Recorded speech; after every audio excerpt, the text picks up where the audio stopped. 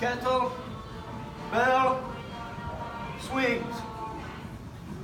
All right, so the kettlebell swing, it's a little bit different, a little bit unconventional compared to everything else we do. Everything else we do is a controlled lifting and lowering of the weight, right? This is literally a swing. It's a kettlebell swing, so it's not a lift.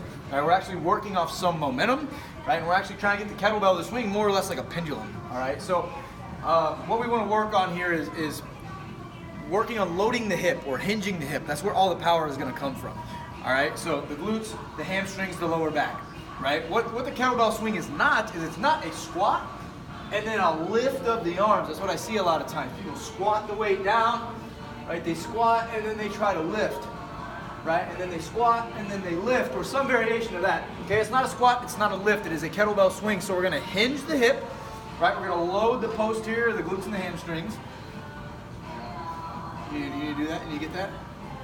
Commence. Okay, load the hamstrings, load the hips, right? From there, what's gonna happen is the insides of your forearms are gonna come into contact with your upper thighs here, okay? Right underneath the groin, as close as you can get it. Do not let this kettlebell get near the ground, all right? So your forearms will come in contact with your inner thighs, right? After you hinge the hip back, right? From there, what you're gonna do is you're gonna squeeze your butt and you're gonna thrust your hip forward as hard as you can, at which point the forearms will come bouncing off of your inner thighs and the kettlebell will swing forward. Okay, so we're not squatting down, we're loading the hip back, pulling the kettlebell underneath of us as close as we can to us, into our hip, and then thrusting the hip forward and sending the kettlebell swinging up. Okay, so again, it's gonna look like this. I always recommend that people start out visualizing a pendulum, right? So we're not just gonna start out and try to go straight into a full-on kettlebell swing.